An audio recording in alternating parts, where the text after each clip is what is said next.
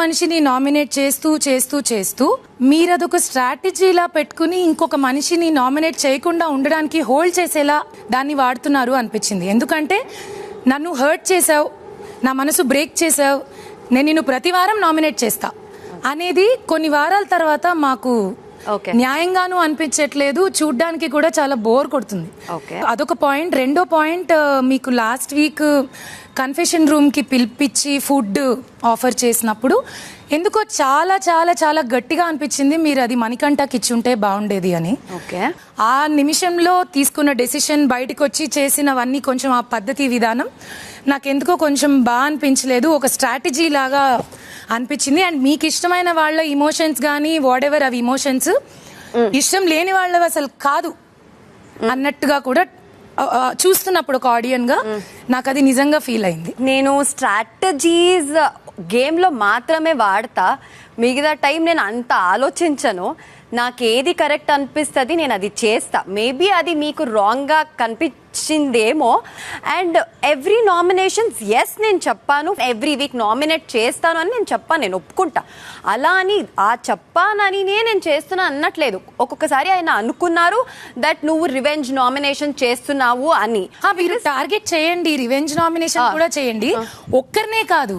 అక్కడ నా నామినేషన్, నా గేమ్ కి నాకు ఎవరు డిస్టర్బింగ్ గా ఉన్నారు వాళ్ళని కదా చేయాలి. సో నాకు మణికంఠ కొంచెం డిస్టర్బింగ్ అనిపించింది ఆ పర్టిక్యులర్ వీక్. అండ్ ఇంకొకటి ఏంటంటే, మీరు ఇంకొకటి కన్ఫెషన్ రూమ్ ది మీరు చెప్పారు. నేను ఎందుకు నిఖిల్ తీసుకున్నాను అంటే, మణికంఠకి నిజంగా వాడు ఎంత మాతో గొడవ చేసినా, మాకు అనాయింగ్ అనిపించినా, వాడు ఏడవగానే ప్రతి ఒక్కరు వెళ్ళి మాట్లాడతాం. So we're showing that genuine గా వస్తుంది ఆయన మీద మీ ప్రేమ ఆయనకి. సో ఇక్కడ మణికంఠకి చాలా లవ్ దొరుకుతుంది, ఇంక్లూడింగ్ మీ. నేను కూడా వెన్ ఎవర్ హీ ఫీల్ లో నేను వెళ్ళాను, నేను మాట్లాడాను, స్ట్రాంగ్ గా ఉండమని అవన్నీ నేను చేస్తున్నాను. కానీ నిఖిల్ అందరితో అది చెప్పుకోవట్లేదు, దట్ ఈస్ మిస్సింగ్. అంటే ఇంట్లో వాళ్ళని నేను మిస్ చేసుకుంటున్నా అని. సో ఆ పాయింట్ ఆఫ్ టైమ్ లో నాకు నిఖిల్ కి అవసరం అనిపించింది యాజ్ హిస్ ఫ్రెండ్. మణికంఠకి ఇచ్చే అదే లవ్ ఆర్ కన్సోలింగ్ నిఖిల్ కి ఇచ్చేసి మణికంఠకి ఫుడ్ ఇచ్చి ఉండొచ్చు కదా. నాకు అలా అనిపించింది ఆ పాయింట్ ఆఫ్ టైమ్ లో. సో మణికంఠ కన్నా ఎక్కువ నిఖిల్ కి కావాల్సి ఉండే. బికాస్ మీకు అలా అనిపించింది బికాస్ మీకు మంచి బాండింగ్ ఉంది, that is the bottom line. కానీ ఆ డిసిషన్ ని మీరు అప్లై చేసిన తర్వాత చేసిందంతా కూడా కొంచెం ఫేక్ అనిపించింది. మీరు చిన్న సైజ్ గ్రూపిజం కనపడకుండా కనపడే ఒక చిన్న గ్రూప్ చేస్తారా ఏ గ్రూపిజం అని, అదొక లేబుల్ చేయడం నాకు ఇష్టం లేదు. బికాస్ నేను ఈ రోజే వచ్చాను కాబట్టి, బికాస్ నేను అది బయట చూసింది వేరే ఉండొచ్చు. ఫేవరిజం నాకైతే ఎక్కడ చూపించలేదు అనిపిస్తుంది. ఎందుకంటే రీసెంట్ గా నేను ప్రేరణ గొడవ చేసుకున్నాం హౌస్ మొత్తానికి, we're like very close friend, నేను బయాస్డ్ గా ఉంటాను ప్రేరణతో అన్నారు. కానీ 1 వీక్ నేను కన్ఫ్యూజన్ రూమ్ లో తన పేరే తీసుకోలేదు, బికాస్ నాకు తనతో ప్రాబ్లం ఉండే. నాకు అలా తన పేరే తీసుకోలేదు అనేది మాకు తనకి ఇద్దరికి కలిపి షాక్ కదా.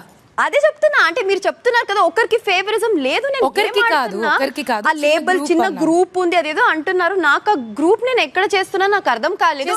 ఆలోచించండి, వెనెవర్ ఐ ఫీల్ లో నాకు కొంచెం డైవర్షన్ కావాలి అన్నప్పుడు మాత్రమే నా మైండ్ సెట్ కి ఎవరు సెట్ అవుతారు వాళ్ళతో కూర్చొని మాట్లాడి నా మైండ్ చేంజ్ అవ్వడానికి కొంచెం వాళ్ళతో మాట్లాడతాను. మేబీ మీకు అలా కనిపించిందేమో, ఎక్కడైనా అలా నాకు అనిపిస్తుంది. ఒకసారి డెఫినెట్లీ నేను ఎక్కడైనా చేస్తుంటే కాన్షియస్ గా నేను చూస్తా, I definitely correct. Right, thank you. నా సెకండ్ నామినేషన్ ఇస్ పృథ్వీ.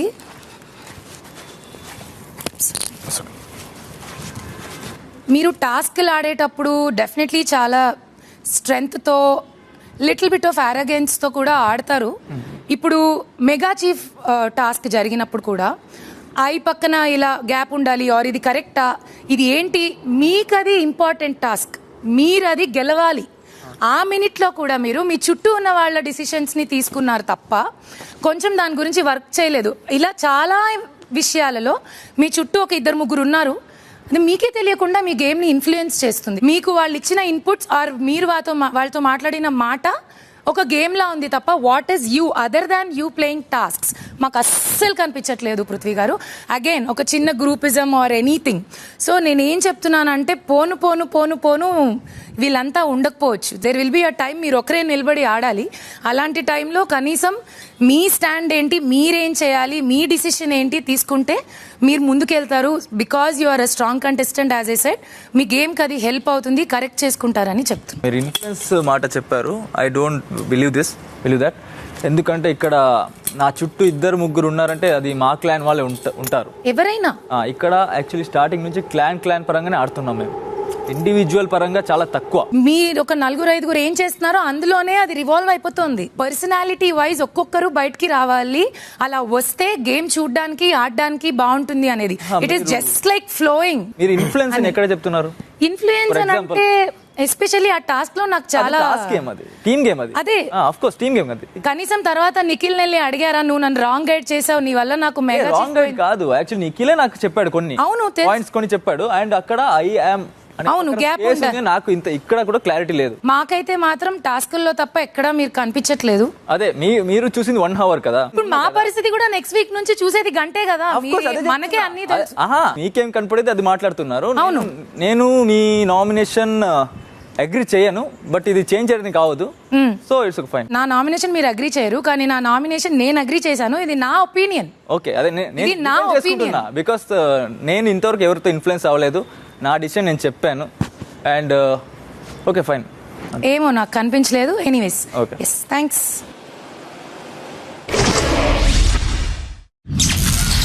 మధ్యాహ్నం